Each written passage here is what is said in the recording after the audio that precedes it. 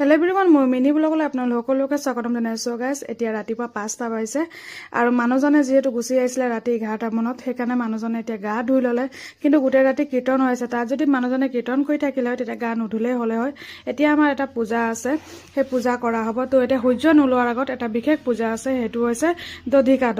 তো তাৰ কাৰণে এতিয়া আমি ৰেডি হৈ গৈছোঁ, যাবলৈ ওলাইছোঁ। ইমান কুঁৱলী চাইছেনে, মইতো মাস্ক লগাইছোঁ কাৰণ মোৰ চাইনাছৰ প্ৰব্লেম আছে যে, মোৰ যিখনহে নাক বিষাই আছে। তাৰপিছত বেটাৰ ভালকৈ টোপনি যোৱাই নাই।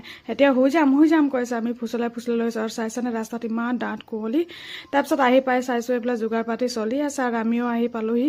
সকলো পৰিয়ালবৰ্গ উপস্থিত হৈছে, কিন্তু কোনো গা ধোৱা নাইতো, বাহিৰ গাতে কৰিব। তাৰপিছত এয়া চাইছেনে, সেইদিনা কালি গধূলি যিটো গৌৰাংগ পূজা হৈ গৈছিলে, তেতিয়া 1 টিকলি দহি এনেকুৱা ভিতৰত থৈ দিয়া আছিলে।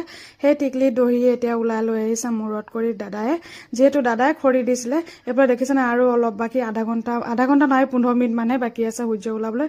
তো পটাপট এইখিনি নিয়মটো কৰিব লাগিব। তো প্ৰথমে 3বাৰ বা 5বাৰ পৰিক্ৰমা কৰি ল'ব। এই দাদাই মূৰত লৈ লৈছে দহিখিনি। আৰু ইয়াৰ নিয়মৰ মোৰ কিয় কৰে সেইটো হ'লে মই নাজানো, কোনোবা জানে যদি মোক নিশ্চয় জনাব। এটা কথা কি জানে, মোৰ যে পটককৈ চকু পানী নোলায়। আজি আকৌ এই নিয়মটো যেতিয়া কৰিছিলে তেতিয়া কিন্তু চপুৰা হুৰহুৰাই সকলোৱে কান্দিব ধৰিলে।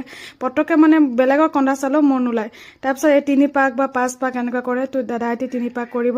যিসকলে মানে মুণ্ডন কৰিছে তেখেতলোকে চবেই কৰিব, চব বেটাই আছে আৰু নাতি এটা আছে সৰু, তেখেতে কৰিছে। তো 3 পাৰ হৈ গ'ল, এতিয়া সকলোকে উঠিব কৈছে। বহুত দুখ লাগে এই নিয়মটো কেলে কৰে, কোনোবা জানে যদি মই ৰিকুৱেষ্ট কৰিছোঁ প্লিজ মোক কমেণ্টত জনাবাচোন, জানিবলৈ ইচ্ছা আছে। তো মোৰ মিনি ব্লগটি চাই কেনে পালে নিশ্চয় জনাব। ভাল লাগিলে like, comment, share and subscribe কৰিব। আজি বাই বাই।